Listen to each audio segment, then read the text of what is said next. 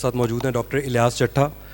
He is a trained historian, professor हैं history के Warwick university England में, और इनका जो पीएचडी थीसिस था, जिसको आप गालिबन सर 15 साल हो गए, वो पार्टीशन पे था 1947, तकसीम हिंद, और उसमें पर्टिकुलरली फोकस किया था डॉक्टर साहब ने आपके शहर सियालकोट को भी और गुजरांवाला को भी। तो सबसे पहले before going into the details of the topic, since I know कि एक जनरल क्राउड है, तो डॉक्टर साहब आप इफ़ टू बिगिन विद अगर हमें बताना चाहें कि हिस्टोरिकल रिविजनिज़म होता क्या है, क्यों पार्टीशन हमें अब 2025 में भी पढ़नी चाहिए, और दीगर टॉपिक्स, और साथ ही है कि आपने ये क्यों चुना और आपने जो ये दो शहर ही क्यों चुने, और जो तरीक़ेकार आपने अपनाया कि बिगर नैरेटिव्स दिल्ली और लाहौर के, जो कि तक तमाम लोगों ने पाकिस्तान स्टडीज़ में पढ़े होंगे, Cripps mission, cabinet mission, Wavell plan, Shimla conference, उसकी बजाय आपने इस पर क्यों ज़्यादा तवज्जो देनी चाहिए कि उसी टाइम पे, उसी टाइम फ्रेम में, उन्हीं मैक्रो लेवल पॉलिटिक्स के ज़रिए सर गुजरांवाला में क्या हो रहा है, सियालकोट में क्या हो रहा है sir. Thank you very much sir. मैं आपको फर्स्ट ऑफ ऑल अस्सलाम वालेकुम and grateful to think fest inviting me. मैं हिस्टोरियन हूँ तो थोड़ा पास्ट में रहूँगा, थोड़ा बोरिंग सा होगा। तो मैंने ना बहुत साल ना पहले 18 साल पहले इंग्लैंड गया था, तो मैं पीएचडी की थी मैंने इंग्लैंड से। तो मैंने किताब लिखी थी, फिर ऑक्सफोर्ड ने ये पब्लिश की। तो ये किताब है सियालकोट पे और गुजरांवाला पे। जैसे शुरू में बंगश ने बात की थी कि रियली सियालकोट बहुत मशहूर है इकबाल की वजह से, और भी फैक्टर हैं, लेकिन सियालकोट जो है ना ब्रिटिश पीरियड में एक और वजह से भी बहुत मशहूर है कि यहाँ की जो इंडस्ट्री है, स्पोर्ट्स इंडस्ट्री और सर्जिकल इंडस्ट्री और लेदर इंडस्ट्री। तो इस बुक में मैंने ये बताने की कोशिश की है कि सियालकोट ही क्यों है, कि इसकी वर्ल्ड वाइड जो है ना कॉलोनियल पीरियड में, पार्टीशन से पहले, इंडिपेंडेंस से पहले, कि सियालकोट ही पूरी वर्ल्ड वाइड में जो इंडस्ट्री है, खा वो सर्जिकल थी, स्पोर्ट्स थी, लेदर थी, सियालकोट क्यों था, जलंधर क्यों नहीं था, अमृतसर क्यों नहीं था, लैलपुर क्यों नहीं था, सरगोदा क्यों नहीं था। तो सियालकोट में ऐसी क्या बात थी कि जिसकी वजह से पूरी वर्ल्ड वाइड में, अगर आपको थोड़े फिगर्स बताऊं, मैं थोड़ी देर में बताता हूं कि really 80% something more than 70-80% Sialkot की स्पोर्ट्स इंडस्ट्री और सर्जिकल इंडस्ट्री पूरी दुनिया में पार्टीशन के टाइम जो है ना पूरी वर्ल्ड वाइड जो है ना होती थी, खा वो लंदन हो, खा वो जर्मनी में हो, पूरे, और कलकत्ता से लेके इनके ऑफिस होते थे, लेकिन सारी की सारी इंडस्ट्री जो है ना वो सियालकोट में ही बनती थी। तो ये कोई आज की बात नहीं है, बहुत पहले की बात है, लेकिन ऐसा है क्यों रियली, तो वाई सियालकोट रियली, तो एक इसकी एक वजह है। तो अगली स्लाइड, असल में मैं अगर इस थोड़ी स्लाइड अगर आपको नज़र आ रही है, इसमें देखो ये सिर्फ सियालकोट नहीं है रियली, ये ट्रायंगल है, गोल्डन ट्रायंगल है, गुजरांवाला, गुजरात और सियालकोट।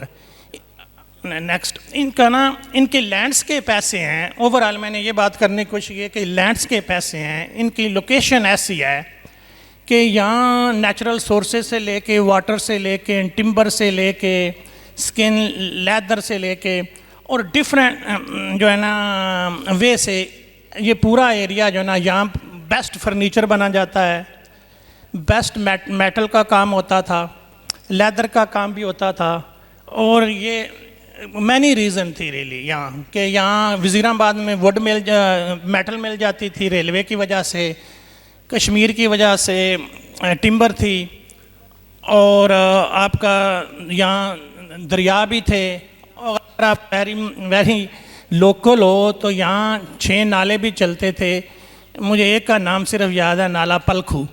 तो उन नालों की वजह से ना बहुत इम्पॉर्टेंट था, उन नालों की वजह से यह क्या होता था कि पानी का फ़्लो चलता था, तो लेदर बनने में बहुत हेल्प करता था। तो ये कुछ रीज़न थे वेरी के कॉलोनियल से भी पहले थे। नेक्स्ट, तो आगे और भी चीज़ें आ रही, यहाँ रेलवे जब बना या ब्रिज बने तो काफ़ी गौरों के टाइम में मेटल जो है ना वो आना शुरू हो गया। तो इसी की वजह से ना जो आयरन का काम था, हाँ वो वज़ीराबाद में हो, गुजरांवाले में हो, सियालकोट में भी हो, ये शुरू हो गया। अगर आप कोई यहाँ कोई कोटली लोहारा का है, वहाँ से असल में ये काम शुरू हुआ। पहले एक बहुत बड़ा कोई कस्बा है, विलेज है, वहाँ से मैं जब पीएचडी करने आया मैं वहाँ भी ठहरा, तो वहाँ से जो आर्टिज़न थे, लवार कम्युनिटी थे, वो सियालकोट आते थे, तो दोनों का अपना कनेक्शन था। नेक्स्ट जॉन्जिम, तो ये पलखू नाला है दरमियान में, ये ब्रिज है और ये वज़ीराबाद का रेलवे स्टेशन है। इन सारों ने बहुत हेल्प की कॉलोनियल पीरियड में। नेक्स्ट, मैं क्विकली आपको ये दिखाने के बाद फिर हम दोनों टॉक करते हैं, आप भी क्वेश्चन कर सकते हैं। और फिर क्या हुआ रियली कि ये जो सियालकोट का जो है ना, ये आर्टिज़न थे, ये मिस्त्री थे, आयरन मैन थे, ओवर द पीरियड रियली ये दुनिया में टॉप तरीन इंडस्ट्रियल टैकून्स बन गए। तो इनका जो सिटी ऑफ जो है ना आर्टिज़न था, यहाँ डिफरेंट लोग जो है, हाँ वो नॉन मुस्लिम थे, मुस्लिम थे, इवन चमार थे। बंगश ने शुरू में बात की कि यहाँ की जो क्रिश्चियन पॉपुलेशन है वो 10% है, उन्होंने भी बहुत रोल प्ले किया। तो चमार कम्युनिटी थी, वो मेनली हिंदू होते थे। आजकल पता नहीं हैंग नहीं है किसी एरिया में, वो भी लेदर का काम करते थे। मुसलमान यूजली लेदर का काम नहीं करते थे, तो उनका भी रोल इसमें काफ़ी है। सो सबसे बड़ा जो हो रोल है ना रियली ओबराय फैमिली का है। वो जो बिल्डिंग आप देखो, ये आज भी बिल्डिंग है, ये मेरी किताब में भी ये बिल्डिंग ही लगी हुई है। ये डिस्प्यूटेड थी, ये उस ज़माने में एशिया का सबसे अमीर तरीन आदमी था, और गोरे जो है ना रियली इससे लोन भी लेते थे। वर्ल्ड वार 1 और 2 में इसने वार भी फंड की। तो ये जो सियालकोट की पेरिस रोड पे सबसे बड़ी इंडस्ट्री थी ओबराय, पेरिस रोड पे उसका मेंशन भी थी। ये घर उसकी पिक्चर है। आगे नेक्स्ट, और फिर कोई इतनी स्ट्रक्चर नहीं है रियली, मैंने क्विकली स्लाइड्स बनाई हैं। तो जो सियालकोट के जो मिस्त्री थे पूरी वर्ल्ड वाइड में उनको रिकग्नाइजेशन मिलती थी। अगर आप ये डेट देखिए, 1886 में जो है ना मिस्त्री अवार्ड मिला इनको इंग्लैंड में और दूसरे यूरोपियन कंट्री में।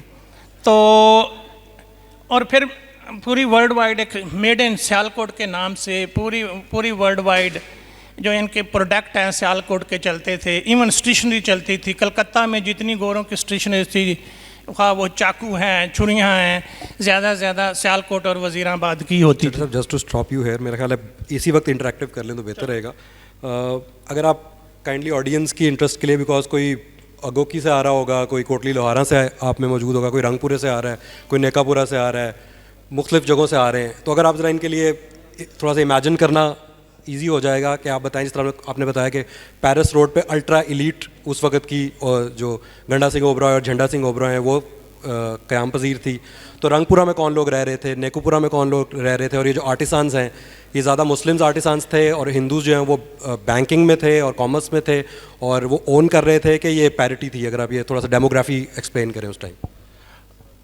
अगर आप सियालकोट की इंडस्ट्री या ओवरऑल देखें तो रियली सारी जो इंडस्ट्री थी ना, जो मोनोपोली थी वो नॉन मुस्लिम्स की थी। उसमें हिंदू थे, सिख थे। नियरली 90% जो इंडस्ट्री ओन करते थे वो ज़्यादा हिंदू और सिख थे, और मेनली वो पेरिस रोड पे रहते थे। नेक्स्ट स्लाइड दिखाना, उसमें पिक्चर्स है नहीं, चलो ठीक है। तो जो जितना लेबर क्लास थी, जो डिफरेंट लेबर रियली क्लास थी, यहाँ ज़्यादा लोग माइग्रेंट्स होती थी थ्रू कश्मीर में। कभी फैमन होता था तो सियालकोट आ जाते थे। 47 में वो लोग सियालकोट है, तो वो ज़्यादा डिफरेंट जो लोकेलिटी आप बता रहे हैं वहाँ रह रहे थे। एक लोकेलिटी पे अगर आप यहाँ रियली अगर आप इनके लैंडस्केप देखो या इनका आर्किटेक्चर देखो, तो अभी तक यहाँ भी सिख डेरा बाबा दी बेरी एक है, वहाँ भी था, और क्रिश्चियन कम्युनिटी बहुत ज़्यादा रहा। तो डिफरेंट टाइप का डिफरेंट जो कम्युनिटी है वो काम करते थे। लेकिन टिल 47 फिगर ये बताते हैं, मेरे पास फिगर ही मैं आपको दिखाऊंगा कि रियली मोर देन 90-80% जो इंडस्ट्री थी, स्पोर्ट्स इंडस्ट्री सियालकोट, वो हिंदू के पास थी। लेकिन लेबर जितनी थी फोरमैन तक, वो सारा का सारा या मुसलमान होता था या क्रिश्चियन होता था या चमार होता था। तो शिफ्ट ये आया कि सियालकोट वैद टाउन है। उस time Sialkot probably the richest town था सब कॉन्टिनेंट में इंडस्ट्री की वजह से। और हुआ कि पार्टीशन के बाद सारे हिंदू सिख चले गए, और जितनी ये सियालकोट जितना पार्टीशन से या इंडिपेंडेंस जितना इसने गेन किया है, गेनर है, जितनी लेबर क्लास थी वो सारे के सारे जो है वो mainly ended up in industrialist. तो ये है कि लेबर कैसे इंडस्ट्रियलिस्ट और टैको बने, वो सियालकोट की हिस्ट्री है। कि ये नहीं है कि वो करप्ट बने या उन्होंने लूट लिया। थ्रू स्टेट स्पॉन्सर पॉलिसी थी, कोऑपरेटिव सोसाइटीज़ बनी, तो उसके थ्रू लेबर को यहाँ बहुत फ़ायदा हुआ। लेकिन 47 में जो लेबर मुसलमान थी, उन्होंने हिंदू मुसलमानों को निकालने में, मारने में भी बहुत रोल अदा किया। तो पूरा एक चैप्टर इस किताब का ये भी है कि जिस तरह हिंदू और सिख जो है ना सियालकोट से निकाले गए। चढ़ा साहब, वायलेंस के बारे में जो प्रीडोमिनेंट नैरेटिव्स हैं, जो बच्चों ने, जो बच्चा ही कहूँगा मैं, जो बैठे हुए ऑडियंस में ज़्यादातर अपने नाना दादा से सुना होगा कि 47 में बहुत ज़्यादा राइट्स हुई, बहुत ज़्यादा लोगों का कत्लेआम हुआ, और उसमें हमने तो ऑफ कोर्स अपना नैरेटिव यही सुना हुआ था कि मुसलमानों का हिंदुओं ने और सिखों ने किया।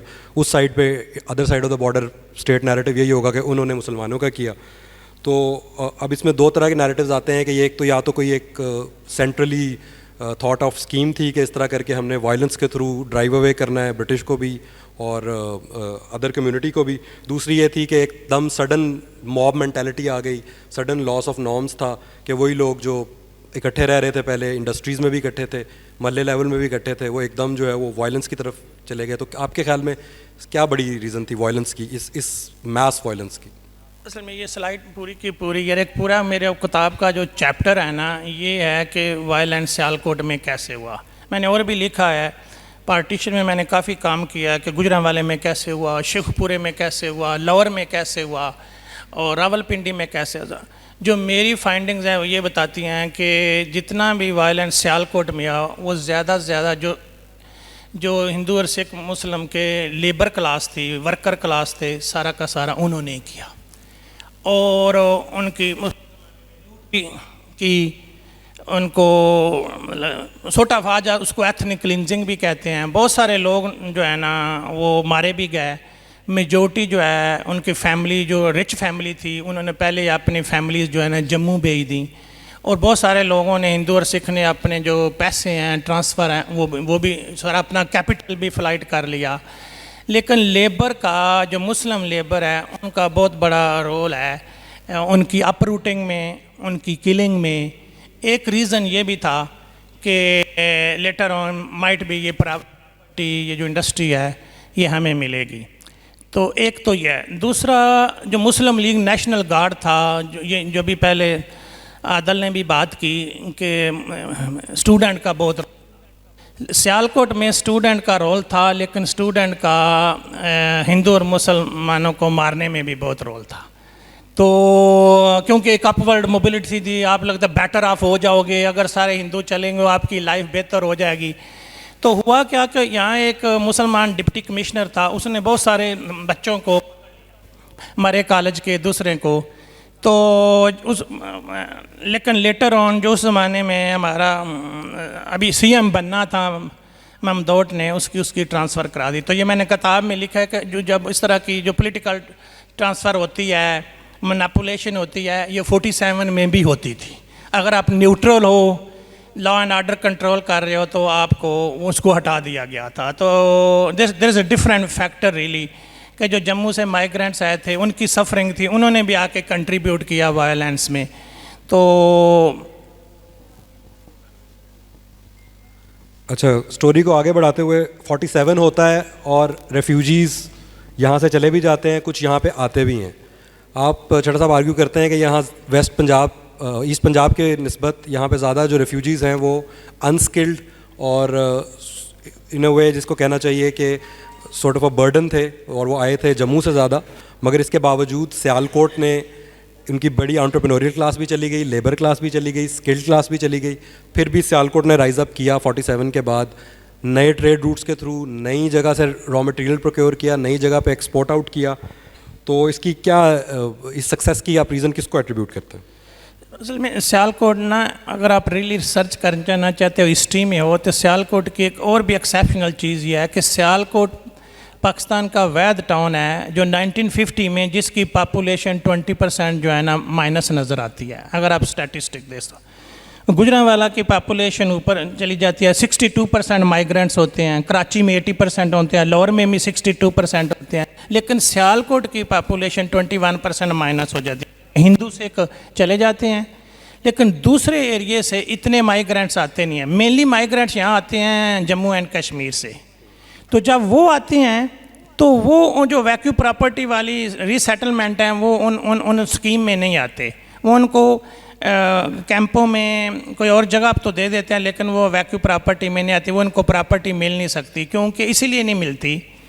हालांकि मैंने सियालकोट में बहुत ज़्यादा कम्युनिटी है जम्मू की, लेकिन उनको प्रॉपर्टी अब तक मेजोरिटी को क्वाइट रिसेंटली नहीं दी गई। प्रॉपर्टी इसलिए नहीं दी गई कि वो कहा गया कि वो अभी तक प्लेबिसाइड होना है, रेफरेंडम होना है, तो आप स्टिल जो है ना जम्मू एंड कश्मीर स्टेट के सिटीज़न हो, तो आपके पास ड्यूल सिटीज़न है, तो आपको अगर प्रॉपर्टी मिल भी रही है तो आपको परमानेंट बेसिस पे नहीं मिल रही। तो वन ऑफ रीज़न ये भी था। और जितना भी माइग्रेंट्स आया जलंधर से, लुधियाने से, अमृतसर से, बहुत कम जो है ना सियालकोट में आए। उसकी वजह से बॉर्डर एरिया था, कश्मीर के साथ मिलता था, तो मेनली रियली वो लैलपुर में, साहिवाल में, सरगोदे में वहाँ सेटल हो गए। लेकिन सियालकोट का जो कल्चरल है, एंटरप्रेन्योर्स का इतना पावरफुल है, Sialkot still not only survive किया, थ्राइव भी किया, और still one of the best town जो है ना वो इंडस्ट्री में, स्पोर्ट्स में, लेदर में और रहा। अगर when you really compare, same अगर आप कंपेयर करें, इंडियन टाउन को कंपेयर करें, जो बॉर्डर टाउन है अगर कर लें, अमृतसर को कर रहे हैं, फ़िरोज़पुर को कर रहे हैं, लेकिन वो डाउनग्रेडेड हुए। लेकिन सियालकोट में इतनी रेजिलियंस है कि सियालकोट इसके बावजूद भी थ्राइव किया और स्टिल स्पोर्ट्स और सर्जिकल इंडस्ट्री में वर्ल्ड में टॉप रहा, एटलीस्ट टिल 70-80s तक रहा। अच्छा, इसमें आप अगर आप जलंधर से कंपेयर कर लें तो उस कंपैरिजन को मैं कहूँगा सियालकोट वर्सेस सियालकोट, क्योंकि सियालकोट की वही क्लास जो हिजरत करके, जो अमीर ख़ानदान आप बता रहे हैं, वो अक्सर दिल्ली गए और दिल्ली से फिर वो जलंधर ही आ गए और उन्होंने वही काम उधर जाके शुरू कर दिया, और उधर से फिर नेहरू ने प्रोटेक्शनिज्म भी लगा दिया। उसके बावजूद सियालकोट के वो जो स्किल्ड क्लास थी, उन्होंने राइज अप करके एंटरप्रेन्योरियल क्लास बनी। एक तो ये बता दीजिए कि वो कौन सी क्लास थी, कौन सी कास्ट वगैरह थी, और फिर उन्होंने कैसे कम्पीट किया एक्स सियालकोटी, अगर मैं वो टर्म यूज़ करूं, उन्हीं से जो यहीं से काम सीख के उन्होंने जलंधर पे जाके इम्प्लीमेंट किया। ये अजीब रियली चीज़ है। फिर भी सिर्फ ना, अगर सिर्फ सियालकोटी देखो ना, अब भूल जाओ कि हम कम्यूनल हैं, सिर्फ सियालकोटी देखो, खा वो हिंदू है, सिख है, क्रिश्चियन है, चमार है, अगर एज ए होल सिर्फ सियालकोटी देखो तो सियालकोटी जो है ना उसमें कल्चरल जो एंटरप्रेन्योर वाला है ना वो इतना ज़्यादा है। यहाँ से नॉन मुस्लिम जो है ना सियालकोटीज़ वो इंडिया चले जाते हैं, मेजॉरिटी जो है ना वो जाके जलंधर सेटल हो जाते हैं। तो वहाँ भी वो सियालकोटी जो के पास स्किल है, आर्टिज़न हैं, या उनके पास एंटरप्रेन्योर स्किल है, तो सियालकोटी ने पूरी की पूरी एक पैरल जलंधर में इंडस्ट्री क्रिएट कर दी, सियालकोट का एक राइवल क्रिएट कर दिया। तो वो सियालकोटी ही लोग थे जो 47 में यहाँ उनकी अपरूटिंग हुई, तो वहीं सियालकोटी जाके जलंधर में इसके पैरल इसका कंपटीटर क्रिएट कर दिया। तो सियालकोट की इंडस्ट्री काफ़ी पार्टीशन के बाद उसका मेन जो राइवल आया वो सियालकोटियों से ही आया। So you right. इंटरेस्टिंग। चट्टा साहब, मूविंग ऑन, ये बता दीजिए कि ये जो लोग थे जो अब नई सॉर्ट ऑफ इलीट क्लास थी 47 के बाद, ये कौन लोग थे और इनकी एजुकेशन क्या थी? फिर एक सियालकोट चैम्बर ऑफ कॉमर्स एक बड़ा इंस्टीट्यूशन है जो कि सियालकोट के राइज़ में उसका बड़ा कंट्रीब्यूशन है, उसका रोल क्या रहा? गवर्नमेंट ने कितना बैक किया? क्योंकि 50s में हम देखते हैं कोऑपरेटिव सॉर्ट ऑफ इंडस्ट्रियलाइजेशन थी, 60s में वो ओपन अप होकर पर्सनल ओनरशिप की तरफ गई, और ये जो पूरा मेड इन सियालकोट की ब्रांडिंग थी, इसमें कितना रोल जो है वो चेंबर का था, कितना गवर्नमेंट का था, कितना इनकी पर्सनल एंटरप्रेन्योरियल स्किल्स थे? सियालकोट स्किल तो थी, लेकिन गवर्नमेंट ने सियालकोट इंडस्ट्री को 47 के बाद बहुत सपोर्ट किया, कोऑपरेटिव सोसाइटी बनाई, यही जो लेबर क्लास थी different cooperative society through that kinship थी कि आप ये इंडस्ट्री ले सकते हो और रन कर सकते हो। तो बहुत ज़्यादा फंडिंग भी आई, वेरी लोकलाइज फंडिंग थी। तो उसकी वजह से एक तो इसकी जो है ना इंडस्ट्री को थ्राइव मिला। तो क्लास कौन थी? मेजॉरिटी वहीं लेबर क्लास थी, मैक्सिमम रियली जो फोरमैन होगा, तो इस तरह के ही लोग क्लास थी। तो इन्होंने किनशिप के थ्रू, कोऑपरेटिव सोसाइटी के थ्रू डिफरेंट ऑर्गेनाइजेशन बनाई, और स्टेट लेवल पे भी अगेन मेड इन सियालकोट पूरी वर्ल्ड वाइड कैंपेन चली। और जो मेरी इंफॉर्मेशन है रियली 20 साल पहले सियालकोट की 1 और 2 इंडस्ट्री छोड़ दो, बाकी जितनी सियालकोट की इंडस्ट्री है ना वो जो उसका राइज़ हुआ है वो हिंदू और सिख ही इंडस्ट्री थी, उसी की जो लेबर क्लास थी उसी को ही मिली और उन्होंने ही उस इंडस्ट्री को टेक ओवर किया। तो एज़ होल मैं इस किताब में ये कहता हूँ कि सियालकोट जो पार्टीशन में बहुत सारा लोगों की सफरिंग भी हुई, विक्टिम हुई, किलिंग हुई, वुमेन अबडक्शन हुई, लेकिन सियालकोट जो सबसे बड़ा गेनर है ना पार्टीशन का, वो सियालकोट है। तो Sialkot as a industry, as a मुसलमानों को, जो लेबर क्लास को इस पार्टीशन से, इस इंडिपेंडेंस से बहुत फ़ायदा हुआ। लास्ट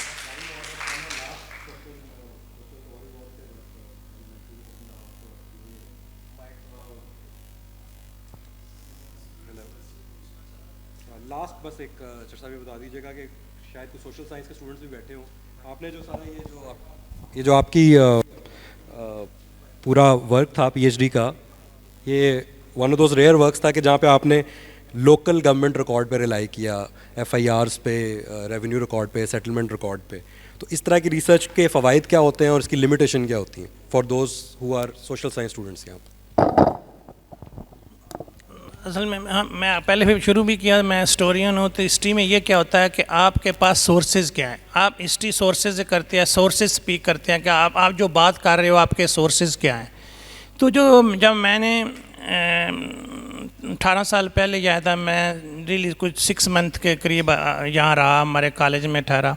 तो मैं हर थाने में भी जाता था। तो मैंने जो उस ज़माने में जितने लोकल थाने थे या ओबराय का रिकॉर्ड था, सब जाता था। तो मैंने बहुत सारा रिकॉर्ड जो है ना लोकल थाने से लिया कि किस तरह किलिंग हुई, किस तरह उनकी एफआईआर होती थी। तो मैंने इवन नारोवाल में भी तो डिफरेंट, जो इसमें पुलिस रिकॉर्ड्स है, इंटेलिजेंस रिपोर्ट है, म्यूनसिपल कमेटी का रिकॉर्ड्स है, और ये रिकॉर्ड ओवरऑल इकट्ठा किया। लेकिन ये रिकॉर्ड जो है ना, मैं आर्काइव्स भी पढ़ाता हूँ, तो मैं कहता हूँ कि ये रिकॉर्ड इतना सीधा नहीं होता कि आप इसको पूरा बिलीव कर लो, बड़ा ट्विस्टेड होता है, बड़ा पोल्यूटेड होता है। स्टेट आर्काइव्स होते हैं और स्टेट को आपको भी पता है कि हर चीज़ सच्ची तो नहीं बताती। तो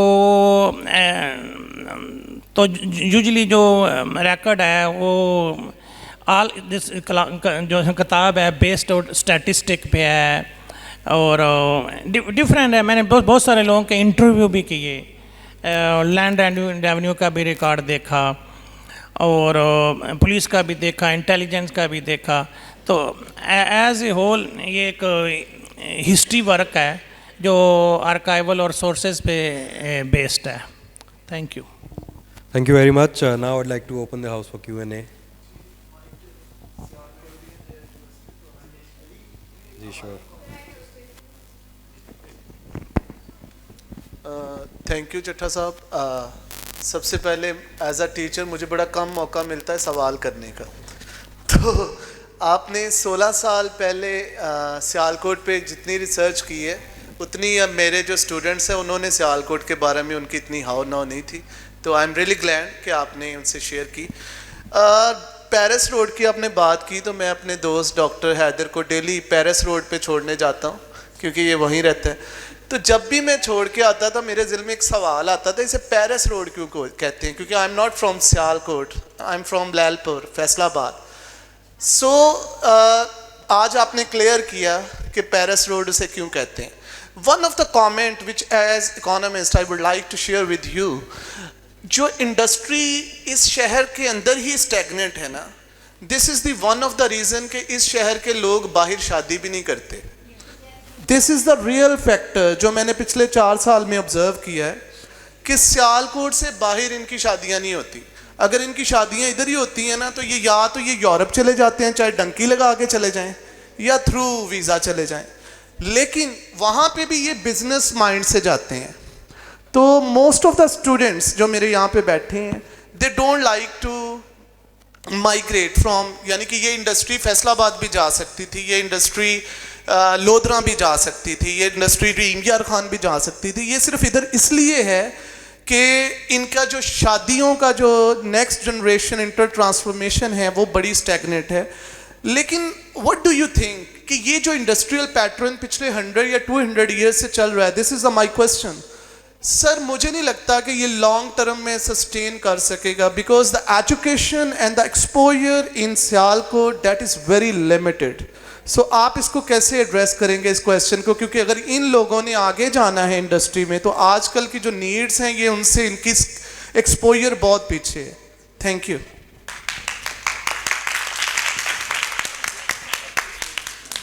एक दो और क्वेश्चन ऐड कर लें साथ. जी कोई स्टूडेंट क्वेश्चन पूछना चाह रहा हो? जी एनी सियालकोटी आपको मौका दे रहे हैं. जी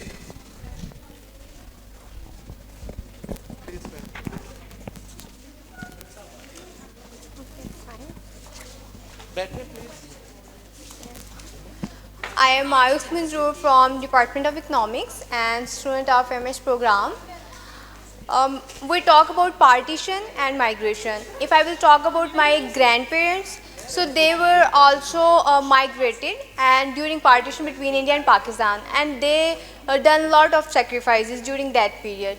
My question is, partition and migration reshaped Sialkot identity, economy and population, often immense through lot of loss and displacement.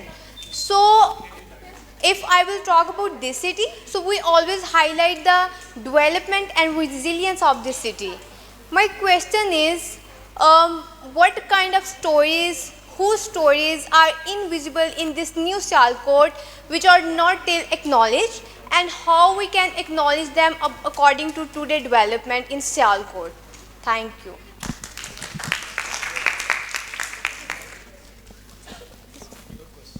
Any other question? कोई ऐसा क्वेश्चन जो आपका सियालकोट की हिस्ट्री के बारे में हो तो प्लीज. जी thank you sir. Sir you can continue. Thank you. शुक्रिया सर जी. एक तो इतना भी नहीं है कि यहाँ शादियाँ किनशे बेश होती हैं. शुएब मलिक ने शादी की हुई है, तो ऐसा भी नहीं है. तो वो बड़ी वर्ल्ड वाइड मशहूर हुई थी, अब आगे फिर चली नहीं है, वो एक अलग बात है.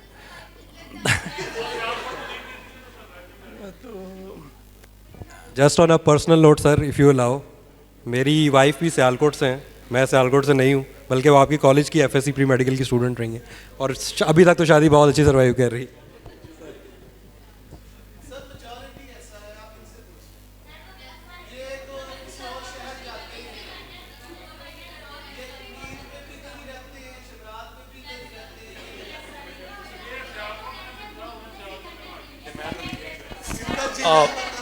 मैं बल्कि कमेंट ऐड करना चाहूँगा. डॉक्टर हैदर मेरा नाम है, असिस्टेंट प्रोफेसर प्लांट पैथोलॉजी में.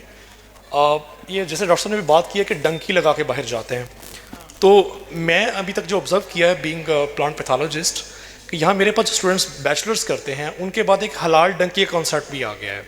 वो हलाल डंकी ये है कि स्टूडेंट्स को, specially females, when they complete their bachelors they get recommendation letters from us, और उसके साथ जो इनके साथ जहाँ भी शादी ये कर रहे होते हैं सियालकोट में, दे इन्वेस्ट मनी, 2 करोड़ रुपया, और उनके साथ अपना एक जो वेला मुंडा है उसको वो साथ बाहर भेज देते हैं. तो वाई दिस अप्रोच? असल में दो तीन चीज़ें हैं. Let me on serious note, मैं भी हमेशा सोचता हूँ कि सियालकोट जो है ना, कॉलोनियल पीरियड में इतना थ्राइव किया, फिर अर्ली 47 में थ्राइव किया, तो ये पीछे क्यों जा रहा है? तो आपका मतलब रैदर दैन के और थ्राइव करना चाहिए और आगे चाहिए. यहाँ यूनिवर्सिटी होना चाहिए, एंटरप्रेन्योर यूनिवर्सिटी, इकोनॉमिक यूनिवर्सिटी. तो ये क्यों नहीं हुआ? रैदर दैन के उसका डिमाइस और डाउनफॉल क्यों आ रहा है? तो बहुत अच्छा क्वेश्चन है रियली. लोकल फैक्टर होंगे रियली, वही जो पहले आदल साहब ने बात की कि एजुकेशन का ट्रेंड नहीं है, स्टेट नहीं है, तो एक तो वो फैक्टर भी है. दूसरा रियली इंटरनेशनल फैक्टर भी है कि एक सर्टन टाइम पे टिल 90s तक जो सियालकोट की स्पोर्ट्स इंडस्ट्री सी वर्ल्ड वाइड जो है बेस्ट जा रही थी. फिर वही जो आप कंस्पिरेसी कह लें या उन्होंने कहा कि वो चाइल्ड लेबर वाला आ गया, तो चाइल्ड लेबर की वजह से पूरी की पूरी इंडस्ट्री को कट टू डाउन साइज कर दिया गया, और जितने वर्ल्ड वाइड ऑर्डर आ रहे थे एडिडास से दूसरे वो स्टॉप कर दिए गए। आई am not expert that, but that was one of the reason जो जितनी इंटरनेशनली थ्राइव कर रहा था वो उसका उतने ऑर्डर नहीं थे। दूसरा रियली ये जेन्युइनली है कि 2-3 शहर को छोड़ दो, मैं पिछले सरगोधे भी गया था, लैलपुर भी गया हूँ, जो है ना अर्बन वाली थ्राइव है या यूनिवर्सिटी वाली है, वो लाहौर के अलावा या इस्लामाबाद का लो वो उतनी है ही नहीं है really. I don't know why, मुझे लगता है सिर्फ 2 सिटी हैं या 2.5 सिटी हैं इस पूरे मुल्क में जो जिसको जो अर्बन कहते हो, जिसमें जगह जिसमें इतना किनशिप हो, लोग जानते हो, शादियाँ और एक दूसरे को जानते। एक कराची है, एक लाहौर है, तो थोड़ा सा आप इस्लामाबाद पिंडी मिला के आप उसको मिला लो, ब्यूरोक्रेसी रहती है। तो जो जो वेस्टर्न डेफिनेशन है ना अर्बन की, वो यहाँ 2 सिटी में ही करती है। वहीं यूनिवर्सिटियाँ बन रही हैं, वहीं लगता है सारे सियाने लोग भी लाहौर में ही बैठे हुए हैं। तो वहाँ मैं भी लम्स में आया हूँ, वेरी एलीट यूनिवर्सिटी है, तो वहाँ भी ऐसे लगता है कि लम्स के जो बच्चे हैं वो दुनिया के टॉप 3 बच्चे हैं। तो वो कल्चर भी इस तरह बन गया है, चीज़ें हैं। तो आई थिंक मैं इसमें क्या रिकमेंडेशन दूँ, I am absolutely agree with you कि बाकी रहा कि ये रियली जो किनशिप है, शादियाँ और जो बाहर जाने का है, ये इससे में ज़्यादा जो है ना मंडी बहाउद्दीन में या गुजरात में इससे भी ज़्यादा है। इसमें जो लोग रिसर्च कर रहे हैं ना, उसमें ये है कि हर जगह पे जहाँ लोग बाहर जाते हैं ना करते हैं।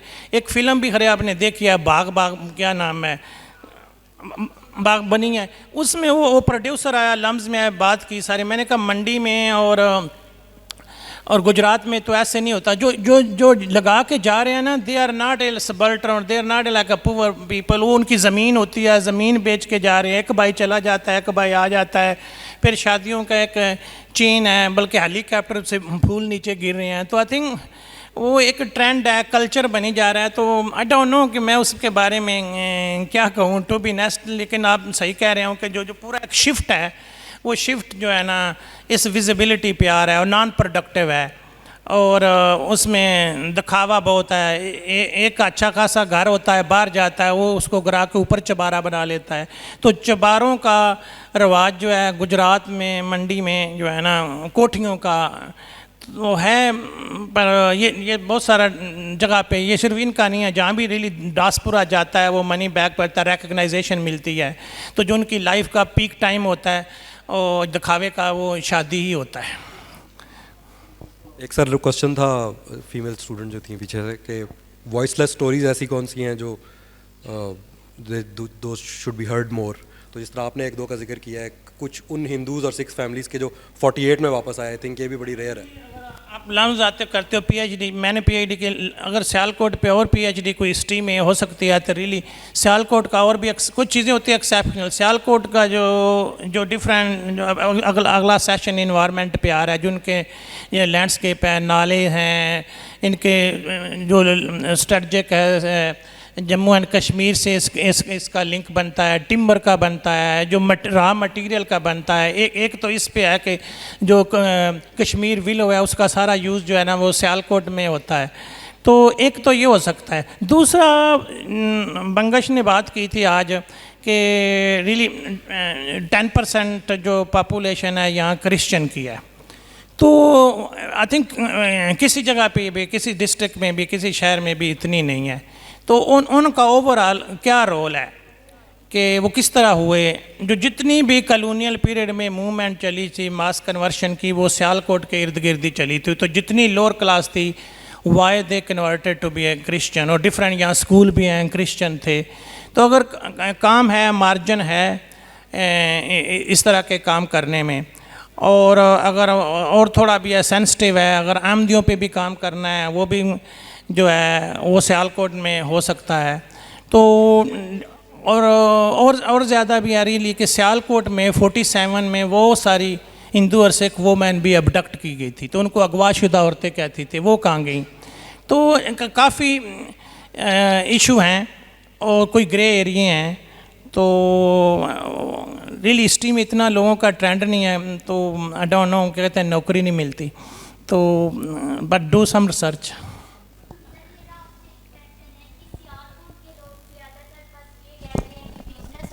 हो वो जॉब की तरफ क्यों नहीं आते।